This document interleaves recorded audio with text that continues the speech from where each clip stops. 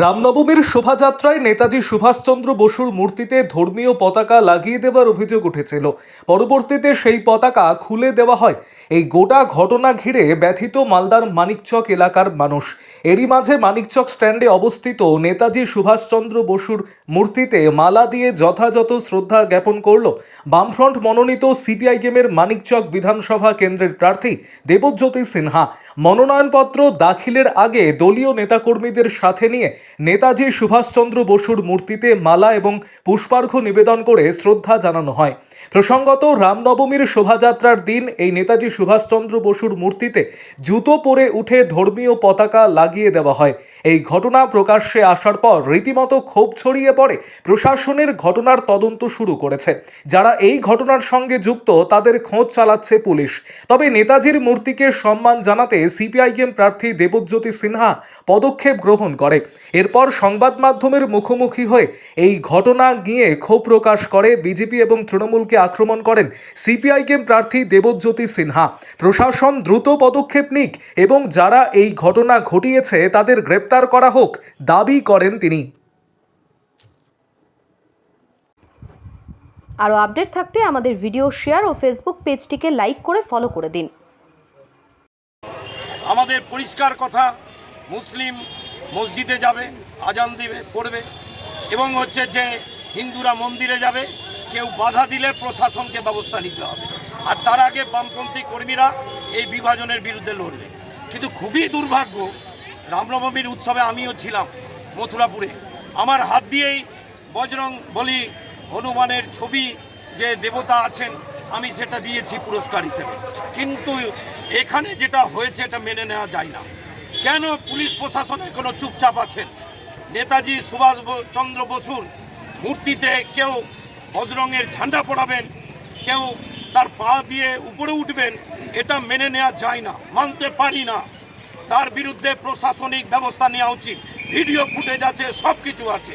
আর আমি তো অবাক হলাম, বিজেপির প্রার্থী তিনি একজন শিক্ষক, তিনি ছাত্রদের পড়ান।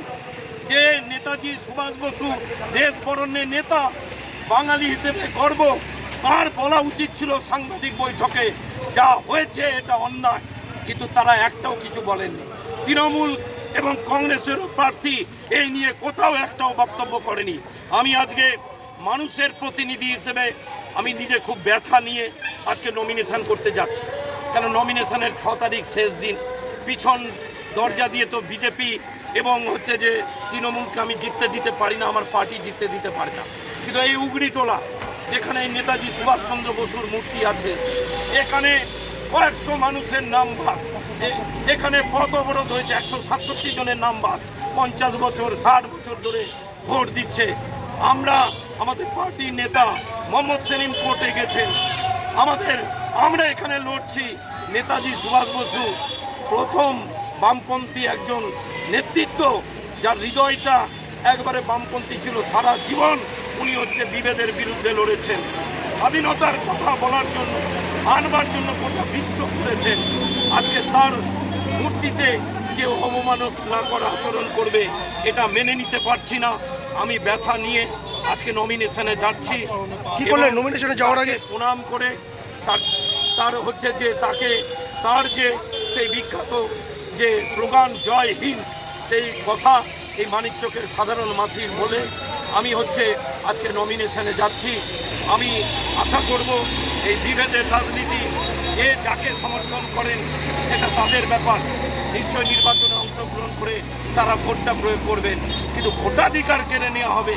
যে গণতন্ত্র, যে ধর্মনিরপেক্ষতা, যে স্বাধীনতার জন্য নেতাজি সুভাষ বসু সহ অন্যান্য বীর সেনানীরা প্রাণ দিয়েছেন, তাদের অবমাননাকর কিছু হলে একজন বামপন্থী কর্মী হিসেবে এ জিনিস সহ্য হবে না।